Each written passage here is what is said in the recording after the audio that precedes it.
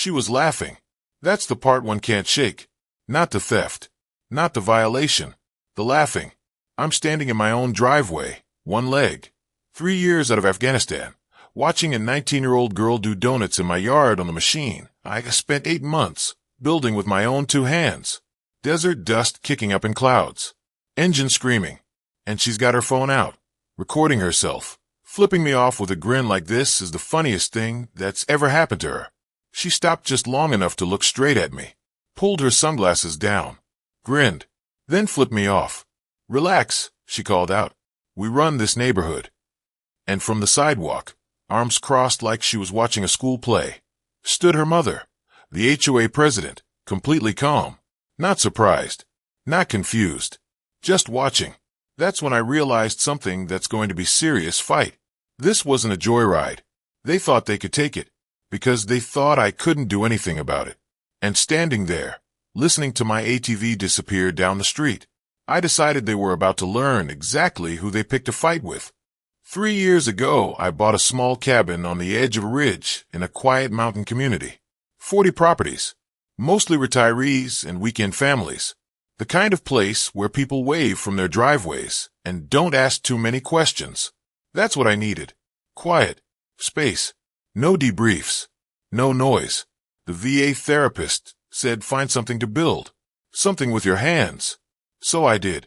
Spent 8 months in that garage, converting a standard ATV into something that worked with my body instead of against it.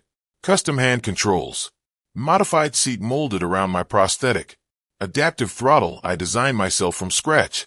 Every bolt I tightened felt like a small piece of my brain coming back online. I was proud of it, more than I'd been proud of anything since I got home. First week in the neighborhood, she knocked on my door. No hello, no welcome to the community. Just a clipboard and a violation notice already filled out. Your ATV isn't compliant with community aesthetic guidelines, she said. Section 7. Visual uniformity. I stared at her for a long moment. I'm sorry, what? The vehicle is visible from the access road. You'll need to remove it or apply for a variance. That night I read every single word of those bylaws. Section 7 covered paint colors, mailbox styles, nothing about vehicles, nothing about medical equipment, nothing even close. I sent a polite email explaining this with documentation attached. She replied with another violation notice. That's when something shifted in my gut. This wasn't about bylaws. This woman wasn't enforcing rules. She was sending a message. And her daughter, I'd find out soon enough, had been watching the whole thing, learning from her mother exactly how untouchable they were. I had no idea what that would eventually cost me. The notices came every single week after that. Different violation each time. Never repeated. Like she had a list she was working through methodically. ATV creating excessive noise during quiet hours. Utility shed blocking natural sight lines. Garage door the wrong shade. Wiring potentially hazardous to neighboring properties. I genuinely could not believe what I was reading sometimes. I'd stand at my kitchen counter holding these certified letters thinking, this woman has nothing better to do than invent reasons to make my life harder. I answered every one. Certified mail back. County permits. Federal ADA documentation. Photos. Legal letters from my attorney. A paper trail so thorough it would have made a federal prosecutor comfortable. She didn't care. Form letter response. New violation 48 hours later. 3 times she showed up unannounced, walking my property line with her clipboard, like she owned the ground I was standing on. Once I watched from my porch as she circled my utility shed slowly, writing notes, occasionally stopping to photograph things that weren't violations. Then one afternoon I caught her with her hand on my shed door, actually trying to handle. That's locked for a reason, I called out.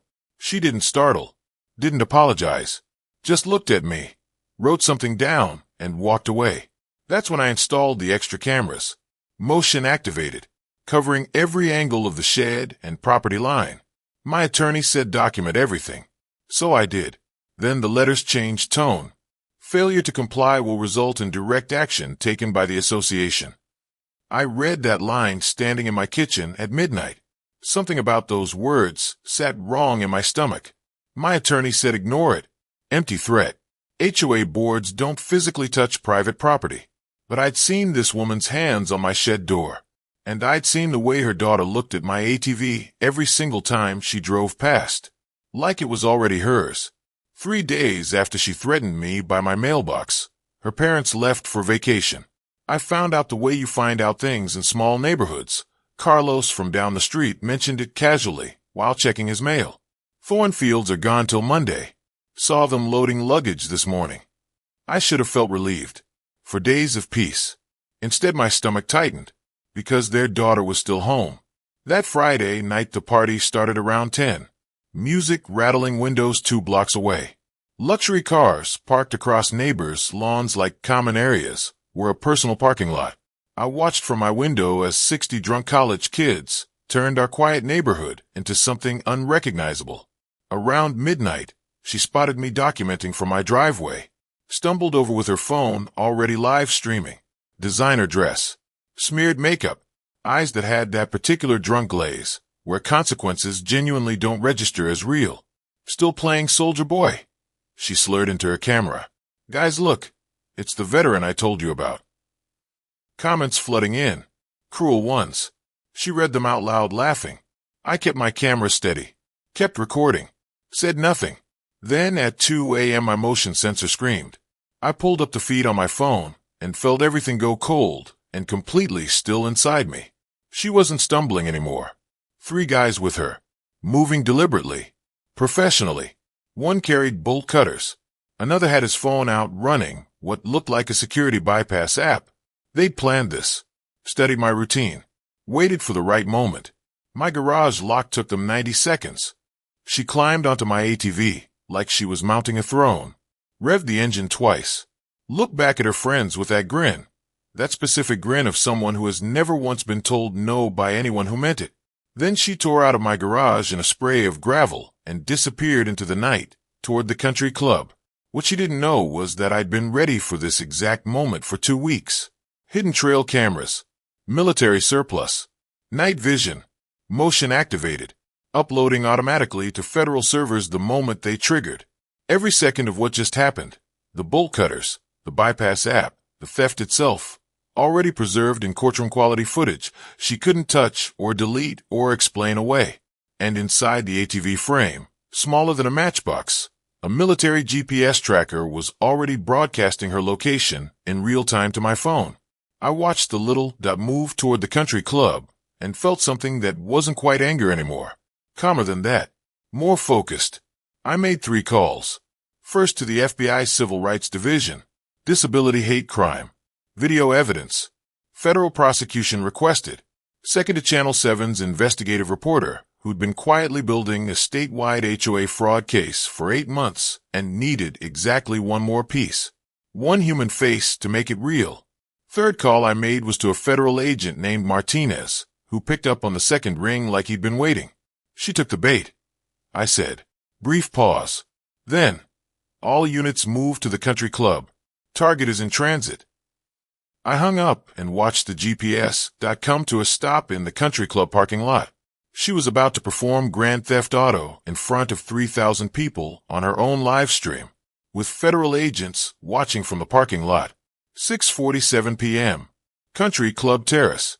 She was doing circles on my ATV under string lights with a champagne glass in one hand and 3,000 people watching her live stream. Laughing. Performing. Reading cruel comments out loud to her friends like they were fan mail. I watched it from my phone 2 miles away and felt nothing except calm. Want to see what happens when nobody can touch you? She announced to her camera. Watch this. She revved my engine hard. Started moving toward the golf course. I opened the remote kill switch app on my phone. Jake had modified it from military drone software. Single button. No warning. No override. I pressed it. The engine died mid-rev. She coasted exactly 30 feet before stopping, directly in front of 6 unmarked vehicles that had materialized from every corner of that parking lot simultaneously. Emergency lights erupting red and blue across manicured lawns.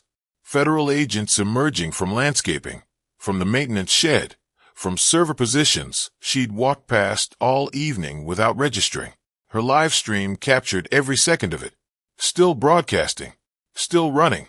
3,000 viewers watching their untouchable princess sit frozen on a stolen ATV, surrounded by FBI.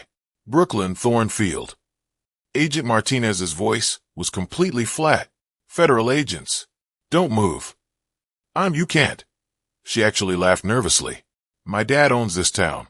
Judge Watson plays golf with him Your father is in federal custody, Martinez said.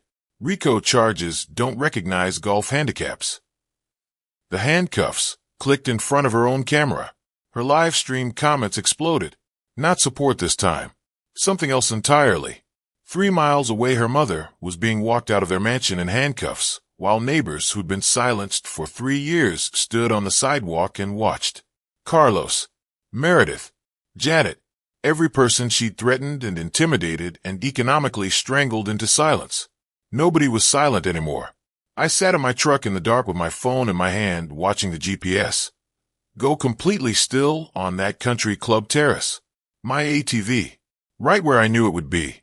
The daughter who called herself untouchable learned something that night that her mother never taught her.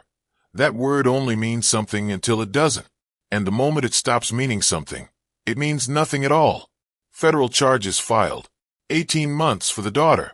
5 years for the mother. $4.2 million in restitution across 23 defrauded communities.